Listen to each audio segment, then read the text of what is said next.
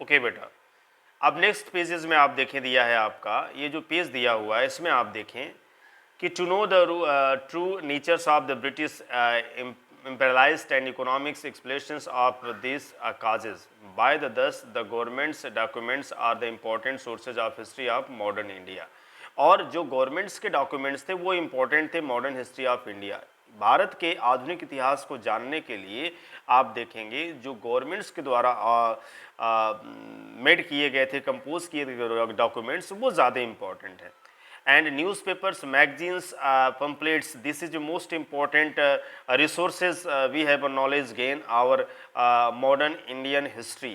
हम आधुनिक भारतीय इतिहास के बारे में इन सब के माध्यम से भी जानकारी करते हैं। आप देखिए दिया हुआ है वी आल्सो देखिए इसमें है आपका We also get a lot of informations about the modern period from a large number of newspaper, magazines, pamphlets, right? हम बड़े पैमाने पर जानकारी जुटा पाते हैं मॉडर्न पीरियड्स के बारे में, आधुनिक काल के बारे में बड़े लेवल पे, जैसे कि न्यूज़पेपर्स के माध्यम से, मैगजीन्स के माध्यम से एंड पैम्पलेट्स के माध्यम से, right, which were printed in different parts of India in different languages of different peoples. अलग अलग लोगों के द्वारा अलग अलग भाषाओं में भारत में अलग अलग जगह पे इसको प्रिंटेड किया गया, इसको छापा गया। Some of these papers are still in publications and they have systematically kept a record of their old editions in their libraries। बड़े पैमाने पर देखेंगे एडिशंस इनके लाइब्रेरीज में भी आपको मिल जाया करते हैं, आप इनकी जानकारी कर सकते हैं। हिस्टोरिकल बिल्डिंग्स के अकॉर्डिंग्स भी हमको नॉलेज डेवलप होता है। That times Britishers are our rulers which types of monuments construct are made by our rulers. दो इस सब के भी जानकारी से हमको नॉलेज गेन होता है। We can still see many buildings scattered throughout the country especially in the big cities which related to many stories and episodes linked with them। बड़े बड़े शहरों के, महानगरों के माध्यम से हमको जानकारी मिल पाती है इन सब के बारे में, ठीक है। some such buildings are the India Gate। suppose that just examples create now। आप देखेंगे इस India Gate, central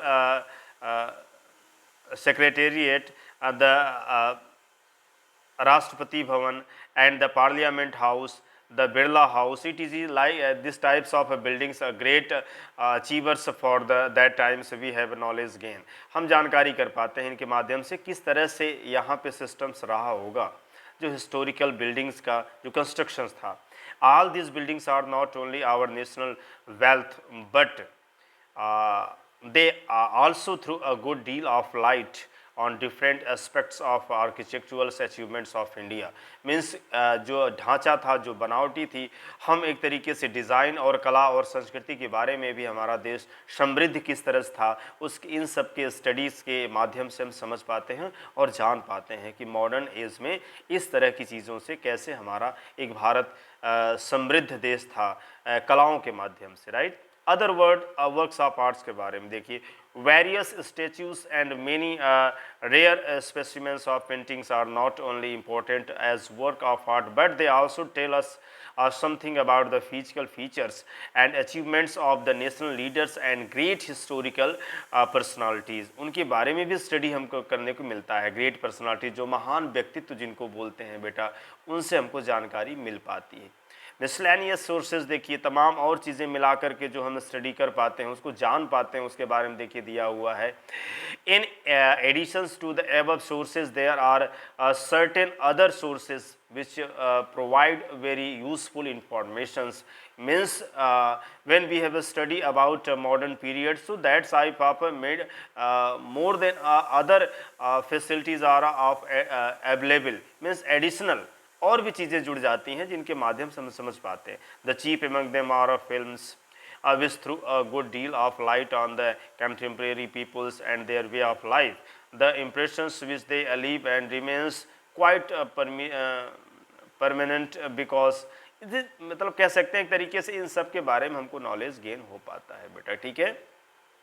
N overview of the 18th century के बारे में बात कर रहा है। We in this book begin the history of modern India from the 18th century, right. Means अगर हम देखें तो आपका मॉडर्न इंडिया 18th सेंचुरी में स्टार्ट होता है, because many of these changes that the characteristics of modern times can be said to have begins during his periods. और इस पीरियड से बहुत सारे बदलाव भी आपको देखने को मिलते हैं. This changes first began in other parts of the world and come to use under expeditions